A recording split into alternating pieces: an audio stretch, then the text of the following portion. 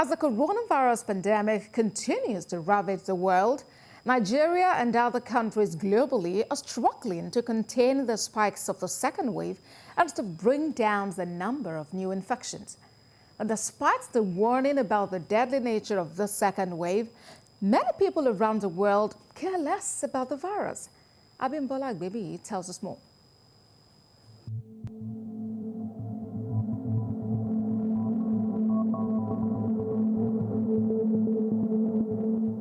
Wuhan, a city of 11 million people in China, was where it all started.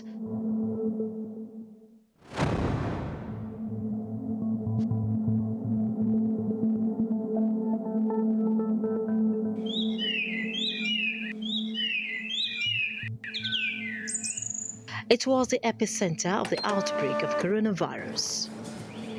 The city was first locked down to forestall its spread. As infections increased, the government built 2 emergency hospitals in 10 days to treat patients.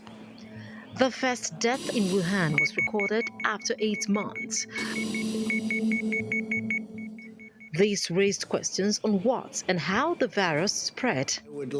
China was accused of putting the world at risk for its lack of transparency. Then came what was termed the politics of naming, where former U.S. President Donald Trump persistently named the virus. Not at all. It comes from China. That's why. It comes from China. I want to be accurate.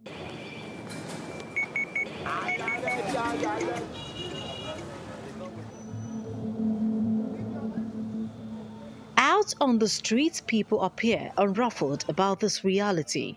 In the marketplace, the situation is even worse. At major bus stops, transport owners no longer give regard for the passenger limit ordered by the government.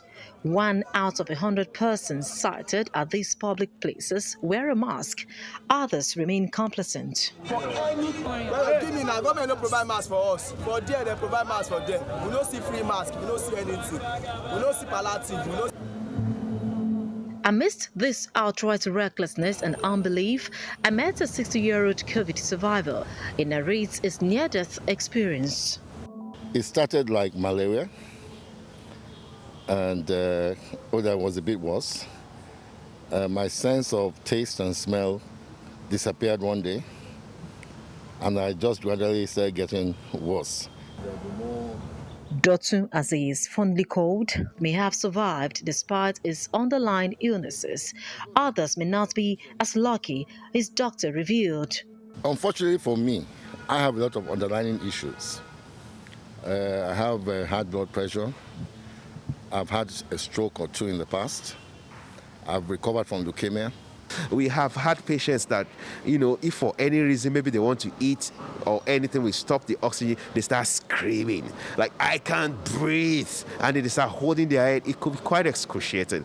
And then when you see this, I know you see people out there saying there's no COVID, you just wonder, what am I going to do? I mean, how do you solve this particular problem? At the famous Ward B1 of the Lagos University Teaching Hospital, the reality is more stark. The facility is gradually becoming overstretched.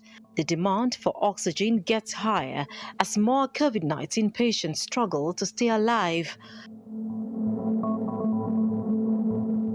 Here, another death has just been recorded. The corpse is being wheeled into a waiting ambulance. It was the second death witnessed during our visit here. The numbers keep rising.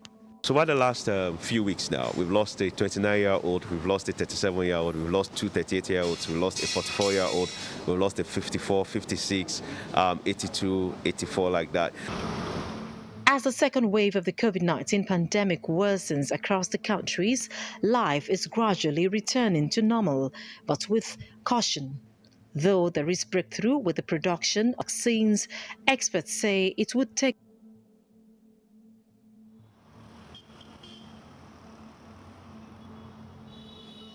And as the world hopes for a faster vaccine rollout, medical experts say strict adherence to COVID safety protocols remains the only way to reduce the spread.